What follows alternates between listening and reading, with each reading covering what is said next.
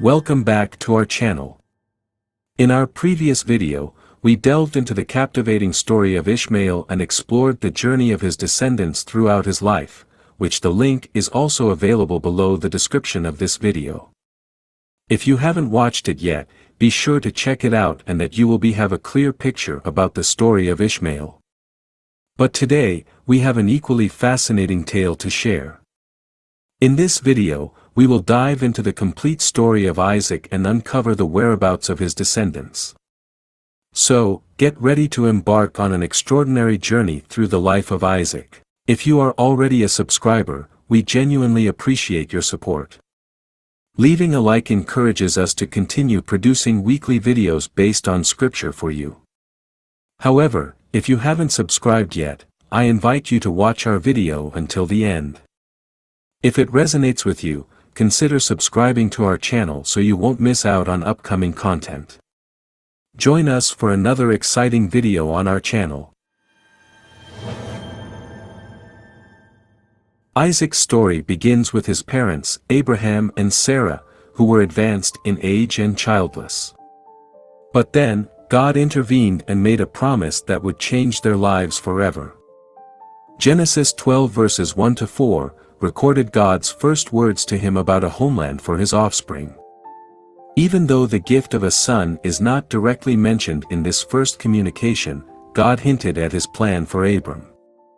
Abraham was 75 years old when he first received the promise, and Genesis 21 verse 5 tells us he was 100 years old when Isaac was born. Sarah was 90.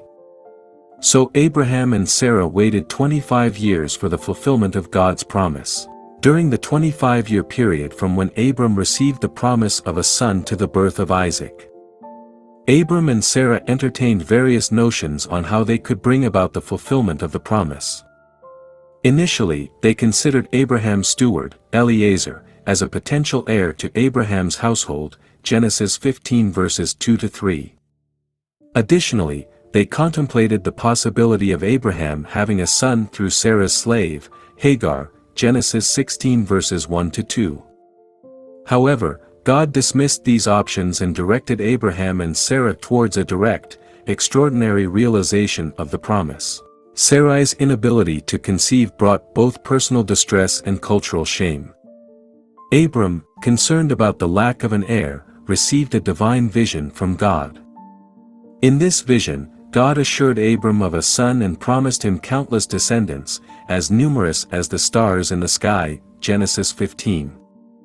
Moreover, God pledged to give Abraham's offspring the land of Canaan. However, the predicament persisted as Sarai remained childless.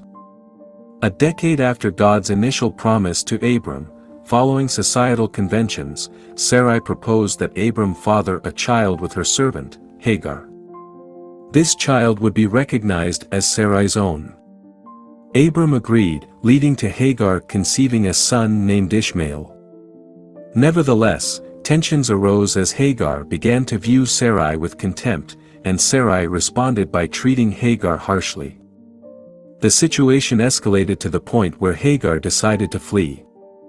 In the desert, God encountered Hagar, offering her encouragement to return to Abram and Sarai, which she eventually did, Genesis 16. After a span of 13 years from the birth of Ishmael, God reaffirmed his covenant with Abram, introducing two significant changes.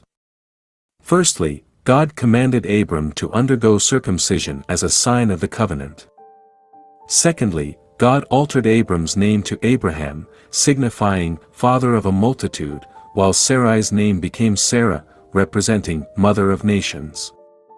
God informed Abraham that Sarah would bear him a son, named Isaac, who would be the recipient of the covenant. Through Isaac, God intended to establish his divine agreement. Although God would also bestow blessings upon Ishmael, it was Isaac who held the status of the promised son, through whom the nations would receive divine favor, Genesis 17. The name Isaac, meaning, he laughs, derived from the laughter of both Abraham and Sarah upon hearing the news. Despite their advanced ages, Abraham at 100 years old and Sarah at 90 years old, and Sarah's lifelong barrenness, they found the notion of having a child amusing, Genesis 18:9, 15. Isaac came to be known as Abraham's second son, as his first son, Ishmael, was born to Hagar, Sarah's maidservant, due to Sarah's impatience in providing Abraham with offspring, Genesis 16 verses 1-2. Once Isaac was old enough to be weaned, Sarah insisted that Abraham send Hagar and her son away, securing the sole inheritance rights for Isaac, Genesis 21 verses 3-12. Regrettably, the tension between Sarah and Hagar persisted even after Isaac's weaning. On the occasion of a feast held by Abraham, Ishmael, Hagar's son, began to mock Isaac. Sarah urged Abraham to remove Hagar and Ishmael from their midst, insisting that Ishmael should not share in the inheritance alongside Isaac. Although Abraham felt distressed by this demand, God instructed him to comply with Sarah's wishes, assuring him that his descendants would be traced through Isaac. Consequently, Abraham reluctantly sent Hagar and Ishmael away, and God compassionately provided for their well-being, Genesis 21:8, 21. It was following these events that God tested Abraham's faith by asking him to sacrifice Isaac. Astonishingly, Abraham displayed unwavering obedience, willing to offer his own son, while trusting that God would somehow remain faithful to his promise, Genesis 22, Hebrews 11:17, 19. After numerous years had passed, Isaac accompanied his father up a mountain where Abraham, in unwavering obedience to God, prepared to sacrifice him, Genesis 22 verses 1-14. Loaded with supplies and accompanied by two servants, Abraham, Isaac, and their entourage embarked on a 3-day journey to Mount Moriah. Upon reaching their destination, Abraham left the servants behind, and he and Isaac carried the necessary wood, knife, and fire materials. Abraham declared that they would worship and return together, piquing Isaac's curiosity about the lamb for the offering.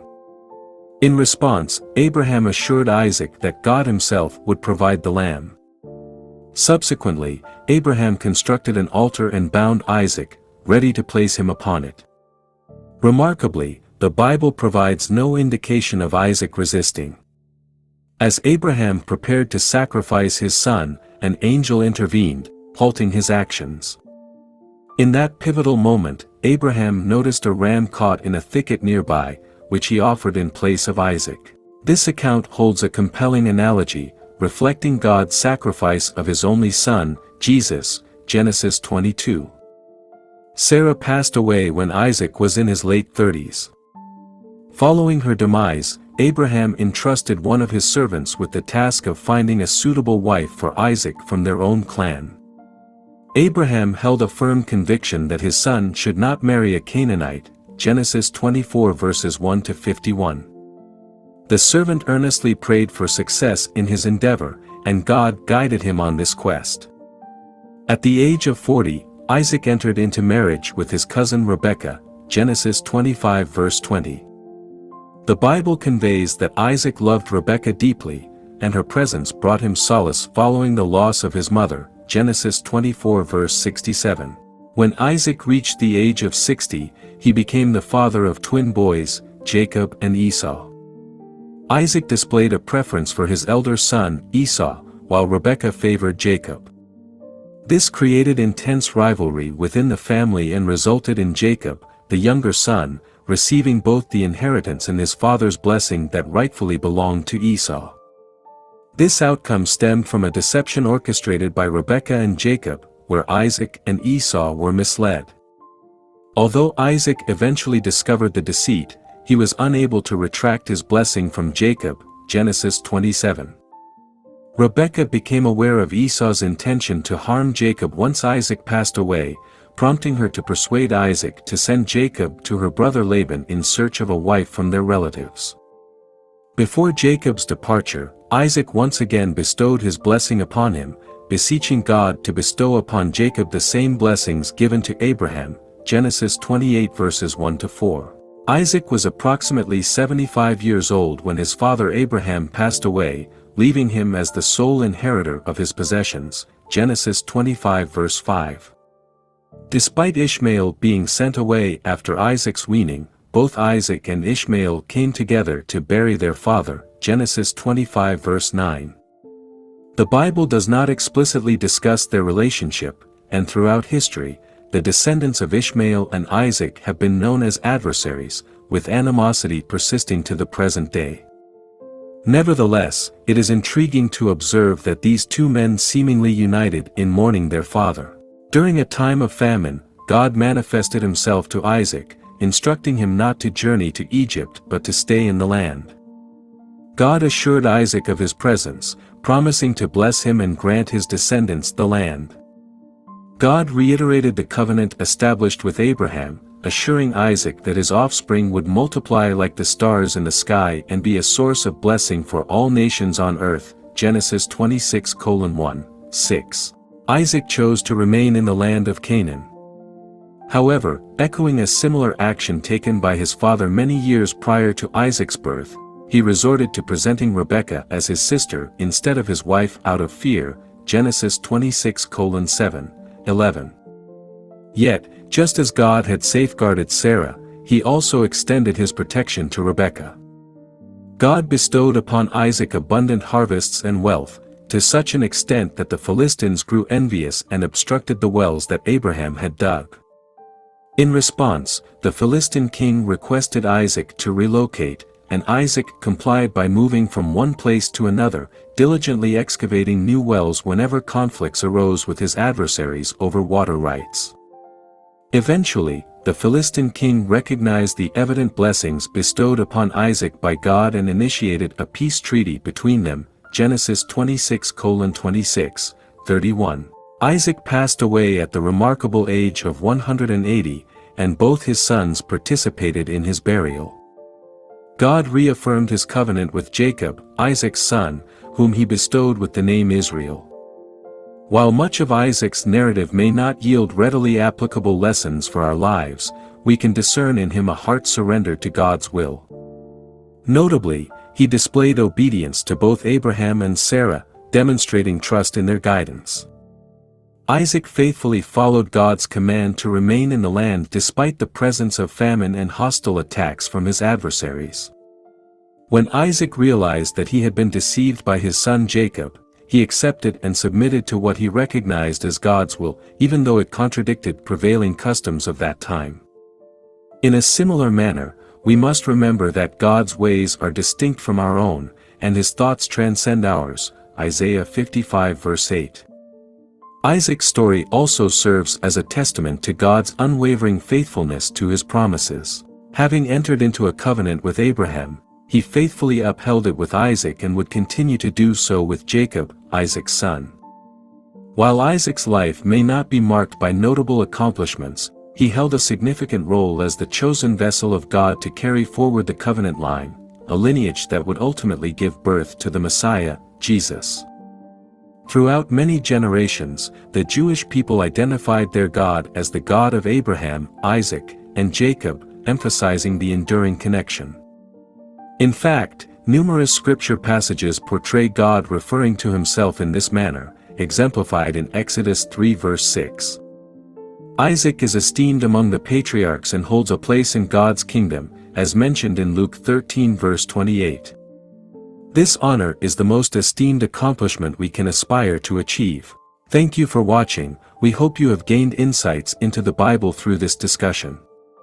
Please consider subscribing and clicking on the notification icon for future updates. Stay tuned for more episodes where we delve into critical issues found in the Bible. See you soon.